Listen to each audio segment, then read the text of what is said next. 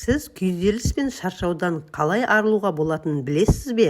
Денсаулығыңызды жақсартудың қарапайым әрі тиімді жолы – массаж. Бүгін біз массаждың пайдасы туралы айтамыз. Массаж бұл жағымды және босаңсытушы процедура ғана емес, әртүрлі ауруларды емдеудің бір әдісі.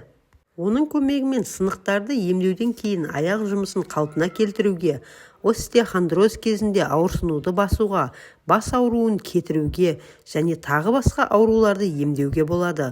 Сол үшін де хирургтерден бастап косметологтарға дейін терапиялық және оңалту курстарына қосымша массаж алуды ұсынады.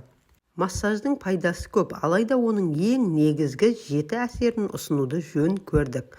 Қан мен лимфа ағынын жақсартады. Массаж қан айналымды ынталандырады. Лимфа айналымын да қалыпқа келтіреді.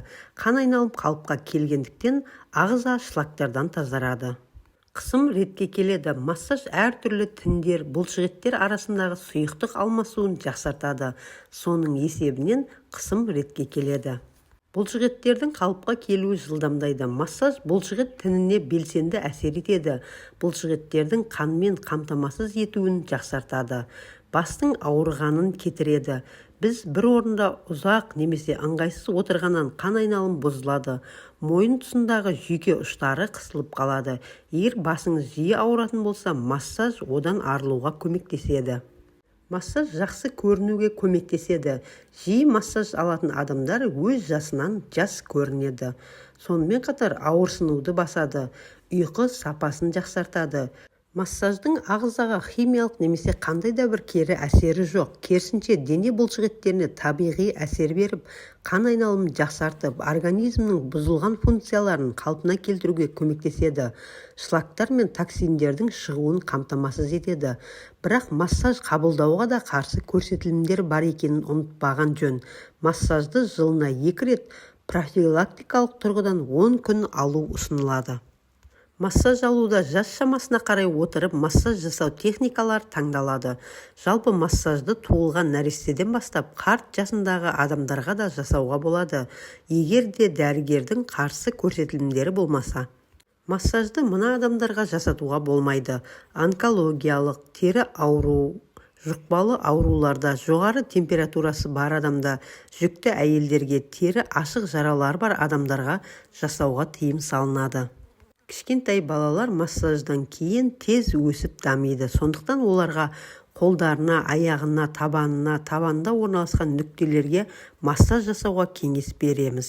Егер де мойын бұлшықеттеріне қан айналымы бұзылса, оттегі жетіспей қан қысымы көтерілсе, даму кезеңінде патологиялық өзгерістер кездессе, дәрігерге жүгініп, ем-шара массажды қосып, дәрі-дәрмек пен химиялық заттарды пайдаланбай-ақ массаждың көмегімен қалыпқа келтіріп емдеуге болады. Массаждың қарт адамдарға пайдасы: адамның жасы ұлғайған сайын организм әлсіреп, зат алмасу баяулап, денесінде, теріде әртүрлі патологиялық өзгерістер байқалады. Сондықтан үнемі күтім жасау, дұрыс тамақтану, дене шынықтырумен айналысу керек. Массаж болса, дене шынықтыруға, денсаулықты нығайтуға, аурулардың алдын алуға, оларды жеңуге қосымша көмек береді. Массаждың көмегімен әлсіздікті жеңіп, қатайған бұлшықеттерді босаңсытып, жүйке жүйені тыныштандырып, шлактардан және токсиндерден арылтуға болады. Массаждан кейін адам рахат күйге бөленіп, өзін жеңіл әрі сергек сезіну керек. Денені ауыртатын, шамадан тыс қысып, салмақпен сығымдайтын, жұлқынып жасайтын массаж адам ағзасына зиян тигізеді. Қан қысымы одан сайын көтеріліп, басының ауруы асқынып кетуі мүмкін. Ал дұрыс жасалған массаж ауру адамның жүрек қан тамыр жүйесінің қызметін жақсартады.